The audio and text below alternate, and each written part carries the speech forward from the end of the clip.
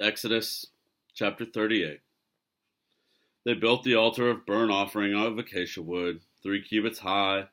It was square, 5 cubits long, and 5 cubits wide. They made a horn at each of the 4 corners, so that the horns and the altar were of one piece, and they overlaid the altar with bronze.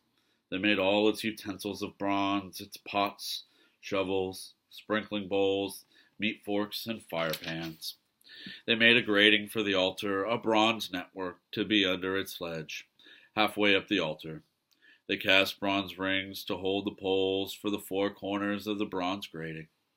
They made the poles of acacia wood and overlaid them with bronze. They inserted the poles into the rings so that they would be on the sides of the altar for carrying it. They made it hollow out of boards. They made the bronze basin and its bronze stand from the mirrors of the women who served at the entrance to the tent of meeting. Next they made the courtyard. The south side was 100 cubits long, and it had curtains of finely twisted linen, with 20 posts and 20 bronze bases, and with silver hooks and bands on the posts. The north side was also 100 cubits long, and had 20 posts and 20 bronze bases, with silver hooks and bands on the posts. The west end was 50 cubits wide, and had curtains, with 10 posts and 10 basins, with silver hooks and bands on the posts. The east end, toward the sunrise, was also 50 cubits wide. Curtains 15 cubits long were on one side of the entrance, with 3 posts and 3 bases, and curtains 15 cubits long were on the other side of the entrance to the courtyard, with 3 posts and 3 bases. All the curtains around the courtyard were finely twisted linen. The bases for the posts were bronze.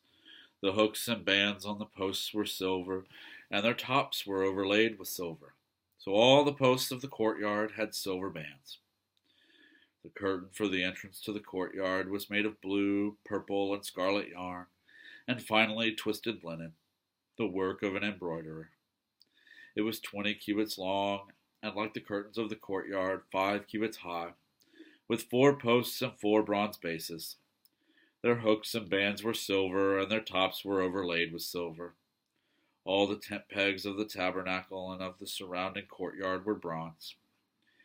These are the amounts of the materials used for the tabernacle of the covenant law, which were recorded at Moses' command by the Levites under the direction of Ithamar, son of Aaron, the priest. Bezalel, son of Uri, the son of Hur, of the tribe of Judah, made everything the Lord commanded Moses. With him was Aholiab, son of Ahisamach, of the tribe of Dan, an engraver and designer, and an embroiderer in blue, purple, and scarlet yarn and fine linen.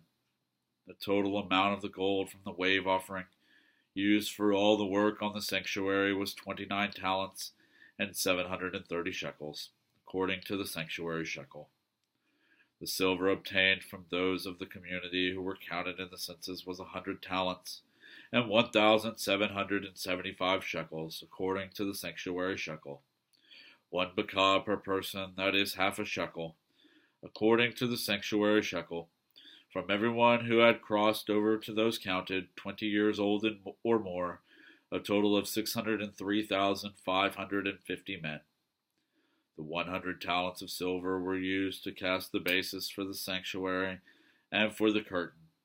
100 bases from the 100 talents, 1 talent for each base. They used the 1,775 shekels to make the hooks for the posts, to overlay the tops of the posts, and to make their bands. The bronze from the wave offering was 70 talents and 2,400 shekels. They used it to make the bases for the entrance to the tent of meeting, the bronze altar with its bronze grating and all its utensils, the bases for the surrounding courtyard and those for its entrance, and all the tent pegs for the tabernacle and those for the surrounding courtyard.